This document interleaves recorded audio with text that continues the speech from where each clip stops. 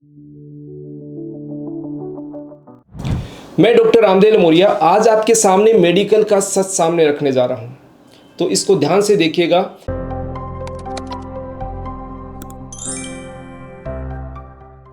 कई बार आप बीमार पड़ते हैं, आपको बुखार आने लग जाती है, सुस्ती या थकान होने लग जाती है, तो आपको डर सताने लग जाता है कि मेरे को और कोई दिक्कत तो नहीं हो जाएगी। तो आप डॉक्टर के पास जाते हैं।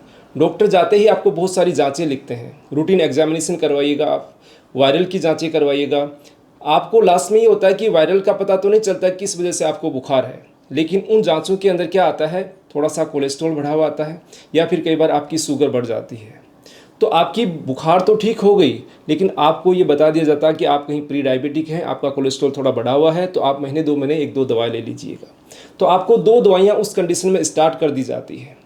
आप क्या होता है, महीने 2 महीने 3 महीने दवाई लेते हैं, उसके बाद क्या होता है कि वापस रूटीन एग्जामिनेशन करवाते हैं।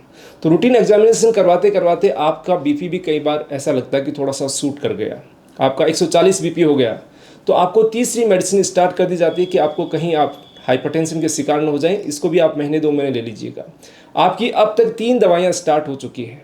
अब आपके दिमाग में टेंशन होने लग गया कि भाई मेरा कोलेस्ट्रॉल बढ़ रहा है, मेरा आपको बीपी भी बढ़ रहा है, मेरा डायबिटीज़ भी बढ़ रहा है। तो ये समस्या करके आप चिंता करने लग जाते हैं, तो आपको धीरे धीरे नींद कम आना स्टार्ट हो जाती है, रात को नींद नहीं आती या फिर डिस्टर्ब होती रहती है। उसकी वजह से भी आप डॉक्टर को बताते हैं कि साहब मेरे को तो प्रॉपर नींद नहीं आ पा रही, स्ट्रेस रहता है, तो आपको नींद की दवा स्टार्ट कर दी जाती है। दवा नंबर 4 आपकी स्टार्ट हो चुकी है। अब आपके साथ में ये धीरे धीरे जो दवाइयाँ खा रहे हैं उसकी वजह से भी एक स्ट्रेस डेवलप हो रहा है कि आप इतनी सारी दवाइयाँ क्यों खा रहे हैं, क्या हो गया, कैसे ठीक होगा। तो आपको क्या होता है कि धीरे धीरे धीरे गैस्ट्राइटिस की समस्या होने लग जाती है। गैस्ट्राइटिस जो छाती में जलन होती है, पेट के अंदर दिक्कत आने लग जाती है, तो डॉक्टर के पास जाते हैं। दवा नंबर 5 आपकी स्टार्ट हो जाती है कि खाली पेट का आप कैप्सूल लीजिएगा, आप ठीक हो जाएंगे। स्थिति आती है कि 5 रूटीन की दवाइयाँ आपको खानी पड़ रही है, ये आप खाते जा रहे हैं, आपका पेट खराब हो गया, आप ओबेसिटी के शिकार हो गए, मोटापा बढ़ने लग गया। तो आप क्या करेंगे, डॉक्टर के पास जाएंगे, साहब आपका थायराइड की जांच करवाइएगा। मेडिसिन नंबर 6 आपकी स्टार्ट हो चुकी है। थायराइड की दवा आपको लेनी ही लेनी है, वो जीवन पर्यंत लेनी है। आप अभी तक 6 दवाइयाँ खाना स्टार्ट कर दी है। एक बार किसी भी कारणवश आप स्ट्रेस के शिकार हो गए, बिजनेस की वजह से, जो भी आप प्रोफेशन के अंदर है, तो आपको छाती में दर्द हो गया। छाती में दर्द होते आप इमरजेंसी में गए, आपकी ईसीजी हुई, आपकी बहुत सारी जांचें हुई, 2D इको हुई, एंजियोग्राफी हुई, आपको कुछ नहीं आया। लेकिन आपको सजेस्ट ये किया गया कि आपको हार्ट से संबंधित समस्या हो सकती है, तो 2 आप दवाइयाँ प्रिवेंटिव ले लीजिएगा, खून पतला करने की ले लीजिएगा, ये ले लीजिएगा, तो आपको आगे दिक्कत नहीं होगी। आपकी दवाई कितनी काउंट हो चुकी, दवाई आपको 7 दी जा चुकी है। एक थायराइड की दवा आपकी ऐड होगी, तो दवा नंबर 8 आपकी अभी तक स्टार्ट हो चुकी है। अभी तक भी इस चीज़ों का अंत नहीं हुआ है, आगे आपको बहुत सारी दिक्कतें आएंगी। यानी 8 दवा आप रेगुलर ले चुके हैं।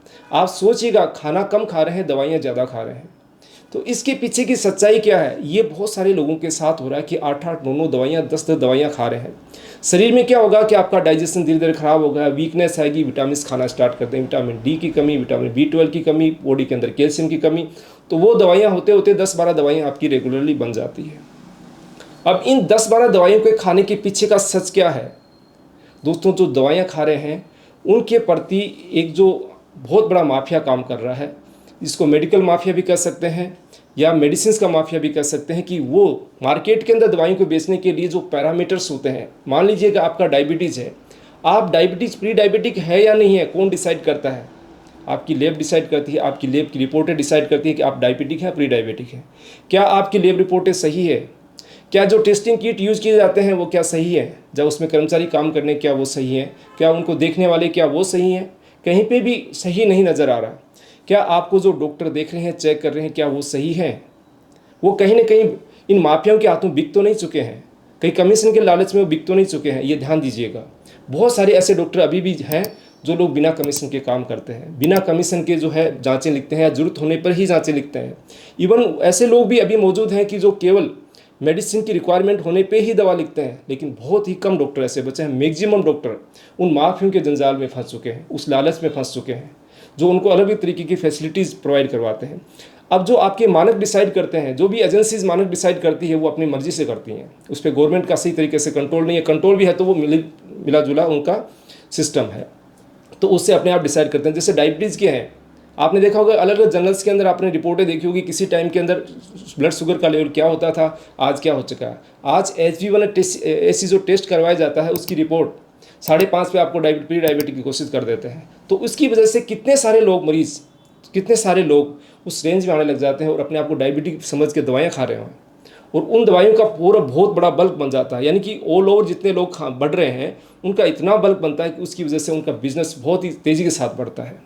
तो ये इतना बड़ा माफिया बन चुका है जहाँ पर आपकी डॉक्टर सही नहीं है, आपकी लैब इन्वेस्टिगेशन सही नहीं हो रही है, जांच की जो डिसाइड कर रही है वो एजेंसी आपकी सही नहीं है, आप बीमार नहीं है फिर भी आप बीमार को आपको घोषित कर दिया जाता है, आपके दिमाग में टेंशन दे दी जाती है, तो आप ऑटोमेटिक साइकोलॉजिकली बीमार हो जाते हैं। और एक दिन जो चीज़ें आपको बताई तो 100% आपके अंदर आने लग जाती है। उसका कारण है आपकी साइकोलॉजी को इफेक्ट करना।